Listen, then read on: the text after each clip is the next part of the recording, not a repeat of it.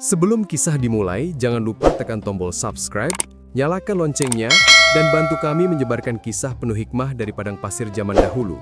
Kini, mari kita mulai cerita yang menggembarkan seluruh Baghdad. Pada suatu pagi yang cerah di kota Baghdad, burung-burung berkicau di atap rumah yang berderet sepanjang tepi sungai Tigris. Angin gurun bertiup lembut membawa aroma rempah dari pasar, dan seperti biasa, rakyat Baghdad sibuk dengan urusan masing-masing. Namun hari itu kabar ganjil menyebar dari bibir ke bibir. Dari tukang roti sampai ke penjaga istana, Abu Nawas menyebut para ulama sebagai orang bodoh. Kabar itu seperti petir di siang bolong. Orang-orang terperangah, sebagian tak percaya, sebagian lain menganggapnya sebagai lelucon gila sang penyair yang terkenal licik dan tajam lidahnya itu. Tapi ada pula yang merasa marah, sebab bagi banyak orang Baghdad, ulama adalah cahaya penuntun kehidupan. Di sebuah sudut pasar, seorang saudagar tua bergumam, "Celaka, Abu Nawas telah gila. Bagaimana bisa ia menghina para ulama?" Namun seorang pengamen di sisi lain tertawa kecil. "Kau tak kenal Abu Nawas rupanya. Bila ia berkata sesuatu yang tampak gila, biasanya di baliknya tersembunyi kebijaksanaan yang sulit ditebak." Hari beranjak siang ketika kabar itu sampai ke telinga Khalifah Harun ar-Rasyid. Ia tengah duduk di taman istana, ditemani wewangian mawar dan secangkir teh hangat. Wajahnya yang tampan berubah serius ketika seorang penjaga melapor. "Tuanku, Abu Nawas dikabarkan telah menghina para ulama di hadapan banyak orang." Khalifah menatap jauh ke arah menara masjid yang menjulang di kejauhan. "Abu Nawas lagi, selalu dia yang membuat Baghdad tak pernah sunyi," gumamnya sambil tersenyum samar. Namun di balik tersenyum itu terselip rasa ingin tahu. Ia tahu benar Abu Nawas tidak akan sembarangan berkata sesuatu tanpa alasan yang dalam. "Panggil dia ke istana. Aku ingin mendengar sendiri dari mulutnya." Sementara itu, Abu Nawas sedang duduk di bawah pohon kurma di halaman rumah kecilnya yang sederhana. Jubahnya lusuh, namun matanya tajam dan berkilat seperti orang yang selalu menyimpan rahasia besar. Ia tertawa sendiri mendengar kegaduhan yang ia sebabkan. "Wahai langit, mereka marah sebelum tahu maksudku. Begitulah manusia, mudah tersulut sebelum mengerti api dari mana berasal." Tak lama dua pengawal datang menjemputnya. "Abu Nawas, Khalifah memanggilmu ke istana. Engkau dituduh menghina para ulama." Abu Nawas berdiri pelan, menepuk jubahnya yang berdebu. "Bukan menghina kawan. Aku hanya berkata jujur, tapi nampaknya kebenaran memang selalu terdengar seperti penghinaan bagi mereka yang tidak siap." Dan ketika ia tiba di istana, seluruh mata memandangnya tajam. Para ulama, qadhi dan penasihat kerajaan sudah berkumpul di ruang megah itu. Beberapa di antara mereka berbisik-bisik dengan wajah merah padam karena marah. Khalifah menatap Abu Nawas yang menunduk sopan. "Wahai Abu Nawas, benarkah engkau mengatakan bahwa para ulama adalah orang bodoh?" Abu Nawas mengangkat kepalanya perlahan. Ia tersenyum, bukan senyum sombong, namun senyum yang tenang seperti seseorang yang tahu rahasia yang belum dimengerti orang lain.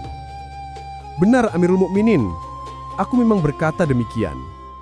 Serentak ruangan bergemuruh dengan bisikan dan keluhan. Para ulama beristighfar, sebagian mengetuk tongkat di lantai marmer. Tapi Abu Nawas tetap berdiri tenang.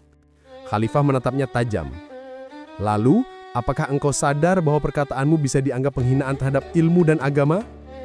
Abu Nawas menunduk sebentar, lalu menjawab dengan nada pelan namun jelas. "Wahai Amirul Mukminin, aku tidak menghina ilmu dan tidak pula merendahkan agama. Justru aku ingin menunjukkan sesuatu yang lebih dalam.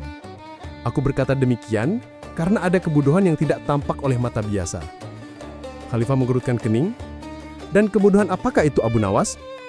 Abu Nawas tersenyum samar lalu berkata, "Bila tuanku berkenan, izinkan aku menjawab pertanyaan itu, bukan dengan kata-kata, namun dengan perbuatan." Ruangan menjadi hening, semua mata tertuju pada Abu Nawas yang berdiri tegak di tengah aula istana, seakan siap mengungkap rahasia besar. Khalifah menatapnya lekat-lekat. "Baiklah Abu Nawas, aku beri waktu 3 hari. Tunjukkan pada kami maksud dari ucapanmu itu, agar kami tahu apakah engkau seorang bijak atau hanya orang gila yang berlidah tajam." Abu Nawas menunduk hormat. 3 hari cukup tuanku. Insya Allah, Baghdad akan tahu bahwa kata bodoh yang kuucapkan bukan untuk menghina, tapi untuk membuka mata yang tertutup oleh kebanggaan semu." Dan demikianlah Abu Nawas meninggalkan istana dengan langkah ringan namun penuh teka-teki. 3 hari menuju kebenaran yang akan mengguncangkan Baghdad lebih dahsyat daripada sebelumnya. Apakah yang akan dilakukan Abu Nawas untuk menjelaskan maksud kata-katanya? Apakah ia akan dihukum? Atau justru membuat para ulama terdiam dalam kesadaran baru? 3 hari berlalu sejak Abu Nawas dihadapkan kepada Khalifah Harun ar-Rasyid. Seluruh Baghdad masih membicarakan ucapannya yang mengguncang itu. Para ulama yang merasa tersinggung menunggu dengan penuh amarah bercampur penasaran. Apa gerangan maksud Abu Nawas menyebut mereka orang bodoh? Di sudut pasar, anak-anak berlarian sambil menirukan gaya bicara Abu Nawas. "Wahai ulama, kalian orang bodoh!" seru mereka, diikuti tawa riuh. Para ibu menegur anak-anak itu, tapi tak bisa menahan senyum kecil, karena semua tahu Abu Nawas selalu punya maksud tersembunyi di balik kata-kata yang menggigit. Pagi itu, Abu Nawas berjalan menembus padang gersang di luar kota Baghdad. Jubahnya yang coklat lusuh terayun pelan. Di tangannya, ia membawa tongkat kayu sederhana. Wajahnya tampak tenang, matanya memandang jauh ke arah dataran tempat kawanan domba sedang digembalakan oleh seorang lelaki tua. Abu Nawas mendekat dan memberi salam. "Assalamualaikum, wahai bapak tua." Pengembala itu menoleh dan tersenyum ramah. "Waalaikumsalam, wahai tamu asing. Apa yang membawamu ke padang kering ini?" Abu Nawas duduk di atas batu, menatap kawanan domba yang berlarian bebas. "Aku datang mencari hikmah, dan ku dengar bahwa terkadang kebijaksanaan bersemayam bukan di istana, tapi di antara debu dan rumput liar." Pengembala itu tertawa kecil. "Kau orang yang aneh, tapi kata-katamu indah. Hikmah apa yang kau cari di sini?" Abu Nawas memandangnya lekat-lekat. "Wahai bapak tua, izinkan aku bertanya. Bila salah satu dombamu tersesat dan tak kembali, apakah engkau akan tetap merasa cukup karena kau masih punya banyak?" Pengembala itu menggeleng pelan. "Tidak, aku akan mencarinya hingga kutemukan. Karena seekor yang tersesat pun berharga dan mungkin ia lebih butuh aku daripada yang lain." Abu Nawas tersenyum. "Itulah kebijaksanaan. Kau tak bersekolah tinggi, tapi kau paham makna tanggung jawab. Banyak orang mengaku berilmu, tapi kehilangan kepedulian terhadap yang tersesat." Malam tiba. Abu Nawas bermalam di gubuk pengembala itu. Angin gurun berembus dingin, membawa aroma jerami dan abu unggun. Sambil menatap langit bertabur bintang, Abu Nawas berkata lirih, "Orang-orang menyebut ulama sebagai pewaris labi, tapi sebagian dari mereka hanya mewarisi pakaian, bukan hati. Mereka sibuk berdebat tentang hukum, tapi lupa mencari jiwa yang haus bimbingan. Bukankah itu kebodohan juga?" Pengembala itu menatapnya dengan mata teduh. "Engkau bicara seperti orang yang menanggung beban berat, wahai Abu Nawas." Abu Nawas menatap api yang bergetar di hadapan mereka. "Benar, aku mencintai ilmu, tapi aku lebih mencintai kebenaran. Dan kebenaran terkadang membuat orang berilmu tampak bodoh, sebab ilmu tanpa kerendahan hati hanyalah debu yang ditiup angin." Keesokan harinya, Abu Nawas berpamitan. Sebelum pergi, ia memberi pengembala itu sehelai kain dan berkata, "Simpanlah ini. Bila suatu hari engkau mendengar orang-orang istana memanggilmu, datanglah tanpa takut. Aku mungkin akan memerlukan kesaksianmu." Pengembala itu menatapnya heran, tapi menerima kain itu dan mengangguk. 2 hari kemudian, Abu Nawas kembali ke Baghdad. Ia melangkah dengan kepala tegak menuju istana. Di sepanjang jalan, rakyat menatapnya dengan berbagai perasaan. Ada yang mencibir, ada yang penasaran, ada pula yang diam-diam menaruh harapan akan keajaiban kata-kata sang pujangga ilah itu. Di ruang singgah sana, Khalifah Harun ar-Rasyid sudah menunggu bersama para ulama terkemuka Baghdad. Suasana tegang namun tenang. Abu Nawas menunduk sopan. "Wahai Amirul Mukminin, aku telah menyiapkan jawabanku, tapi bukan dengan kata-kata seperti sebelumnya. Aku ingin menunjukkan melalui perbuatan, sebagaimana yang telah dijanjikan." Khalifah mengangguk. "Lakukanlah Abu Nawas, tunjukkan pada kami apa maksudmu menyebut para ulama orang bodoh." Abu Nawas menoleh kepada salah satu penjaga. "Bawakan pengembala yang datang membawa kainku, ia sudah menunggu di gerbang istana." Beberapa saat kemudian, pengembala tua itu masuk dengan langkah gemetar. Para ulama berbisik-bisik, merasa heran melihat seorang rakyat jelata dihadirkan ke majelis agung. Abu Nawas berkata kepada Khalifah, "Wahai tuanku, izinkan hamba bertanya satu hal kepada para ulama, dan biarlah penggembala ini menjadi saksi. Pertanyaan ini sederhana, tapi jawaban mereka akan menunjukkan siapa yang benar-benar bijak dan siapa yang sekedar berilmu." Khalifah tersenyum samar. "Baiklah Abu Nawas, ajukan pertanyaanmu." Abu Nawas memandang ke arah para ulama yang duduk berderet. "Wahai para alim, katakan padaku, manakah yang lebih dekat kepada Allah? Orang yang banyak tahu atau orang yang banyak peduli?" Suasana mendadak hening, para ulama saling pandang, sementara penggembala menatap Abu Nawas dengan bingung. Para ulama mulai menjawab satu persatu dengan dalil, dengan ayat, dengan istilah yang rumit. Kata demi kata meluncur seperti untayan mutiara, namun di balik keindahannya, tak ada yang menjawab dengan hati. Sampai akhirnya penggembala itu mengangkat tangan dan berkata pelan, "Bagiku, orang yang peduli pasti dekat dengan Allah, sebab Allah itu Maha Pengasih. Dan bagaimana mungkin seseorang bisa dekat dengannya bila ia tak memiliki kasih?" Abu Nawas menatap para ulama dan berkata lirih, "Itulah jawabanku, wahai Amirul Mukminin. Kebodohan yang kumaksud bukan pada yang tak berilmu, tapi pada yang mengira ilmu sudah cukup tanpa kasih dan kepedulian." Ruangan menjadi sunyi, para ulama terdiam, dan Khalifah Harun ar-Rasyid menatap Abu Nawas dengan pandangan yang tak lagi mengandung amarah, melainkan rasa hormat yang dalam.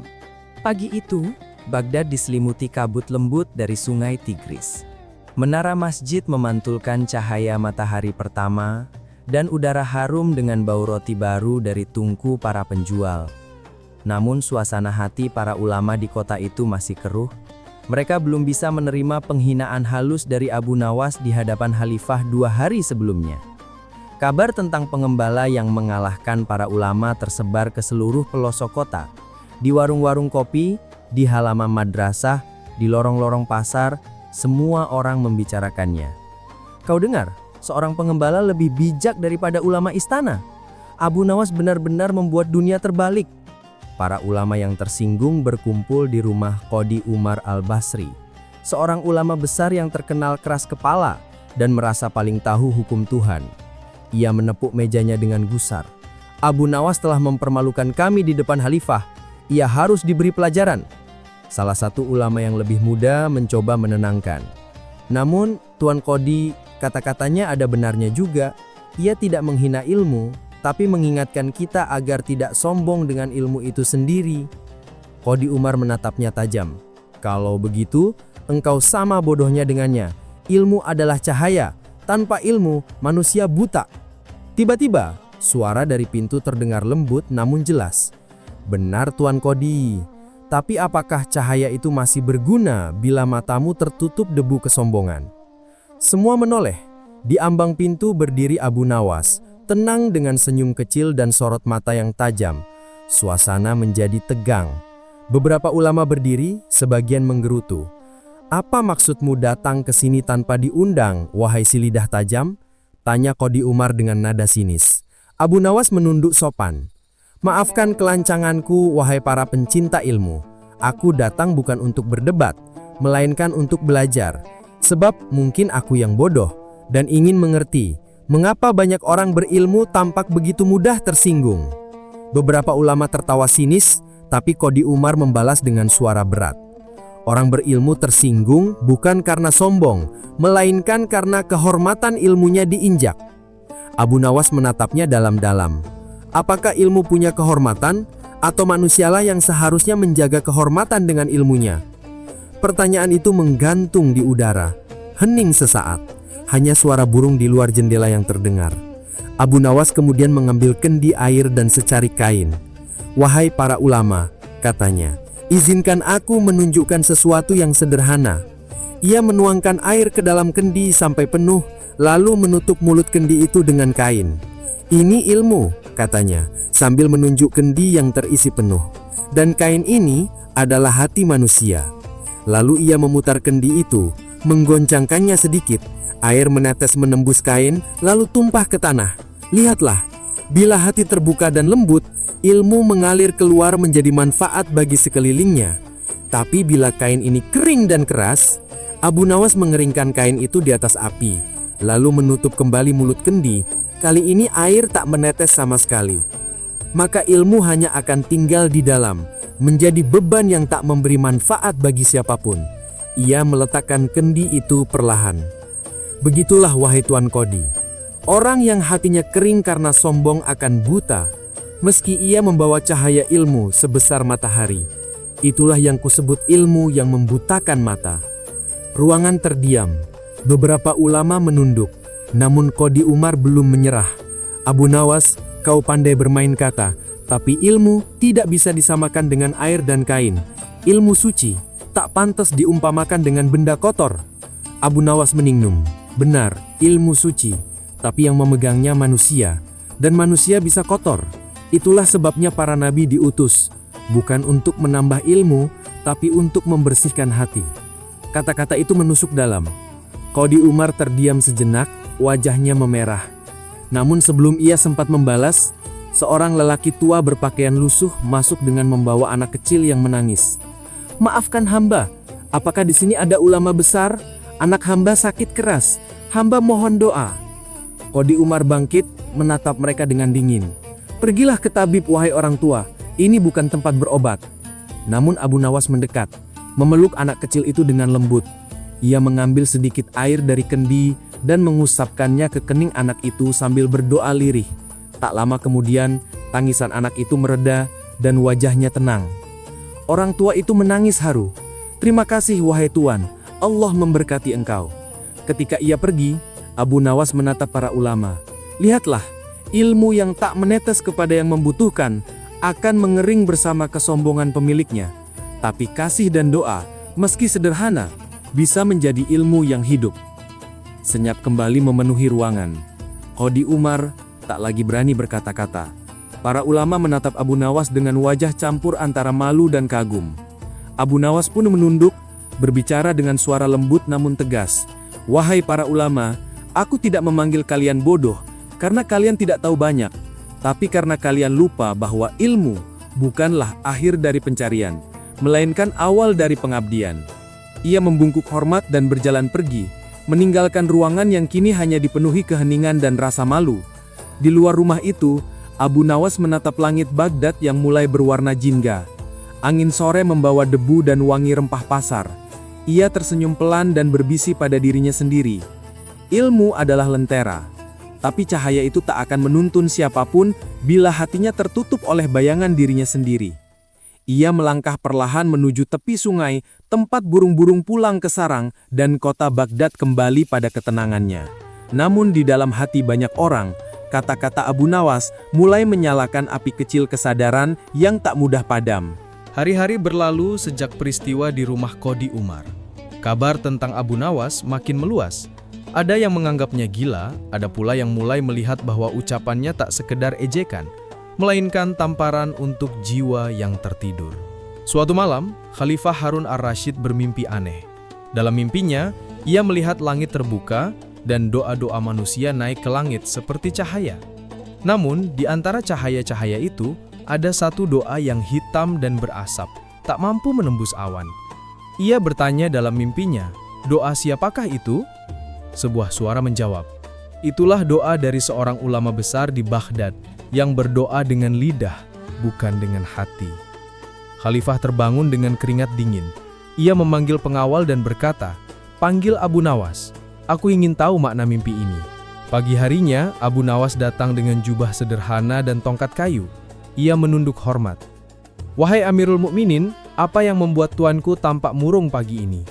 Khalifah menceritakan mimpinya. Abu Nawas mendengarkan dengan tenang lalu berkata lirih, doa itu tuanku, tak naik ke langit karena hati yang mengucapkannya tak mengenal kejujuran. Lidahnya berzikir tapi hatinya mencela. Itulah doa yang tak diterima di langit. Khalifah mengangguk pelan. Apakah engkau tahu siapa ulama itu? Abu Nawas tersenyum. Hamba tak tahu namanya, tapi hamba tahu cirinya. Ia gemar mengajari orang lain, namun tak pernah mengajari dirinya sendiri. Ia membaca kitab tentang cinta ilahi, tapi tak pernah mencintai makhluknya. Khalifah termenung lama. Benarkah ulama seperti itu masih ada di Baghdad? Abu Nawas menatap jauh ke arah jendela istana.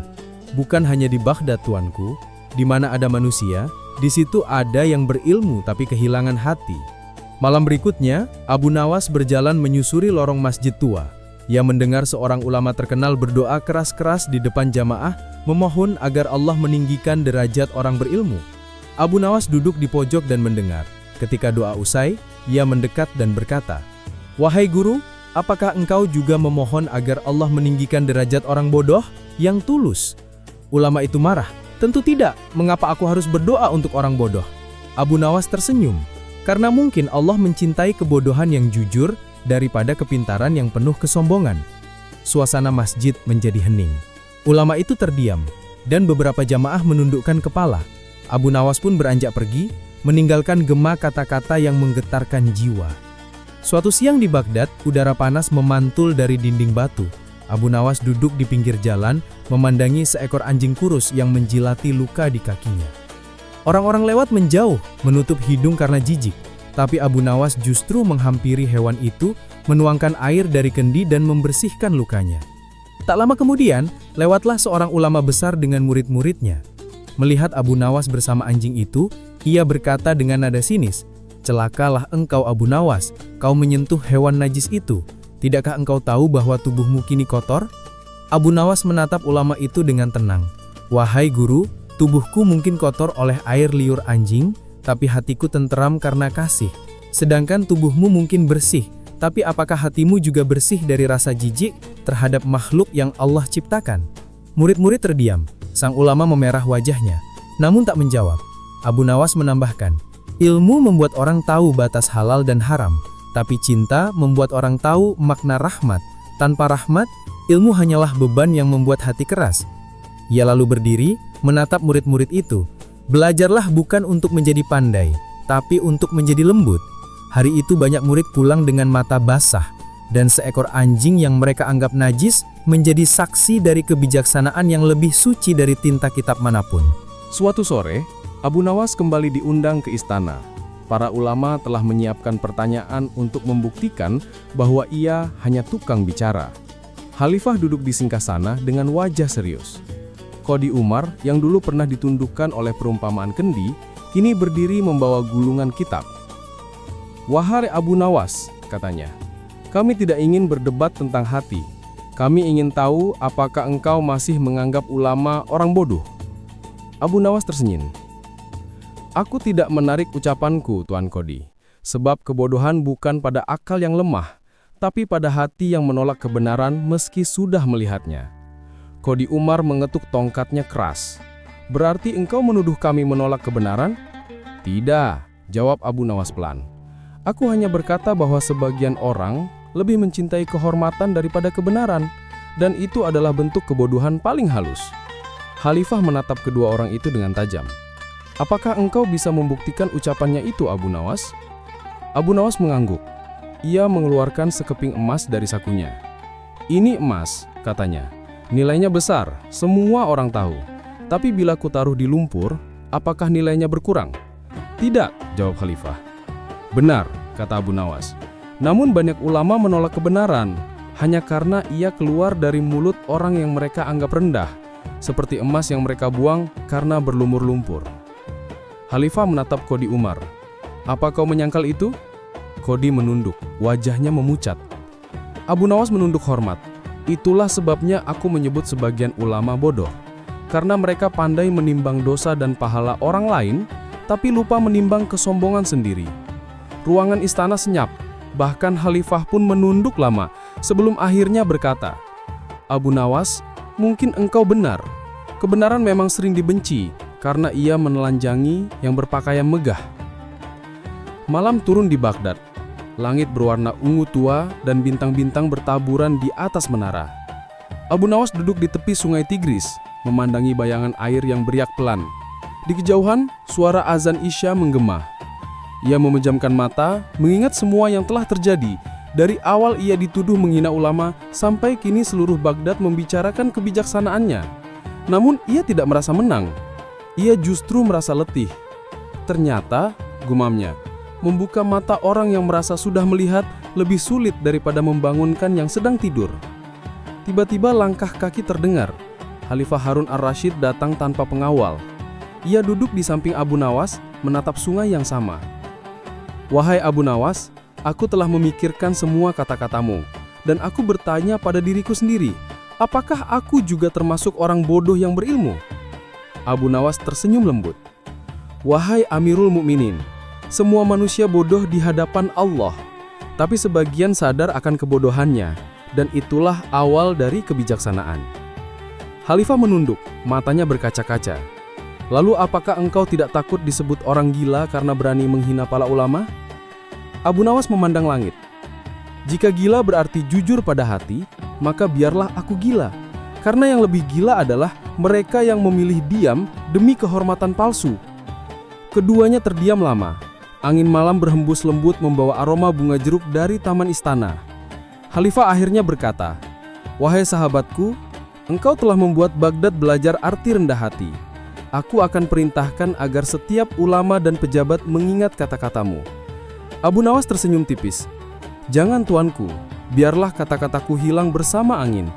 Sebab bila kebenaran dihafal tapi tidak diamalkan, ia hanya menjadi kebodohan baru." Khalifah menatapnya lama, lalu tertawa kecil.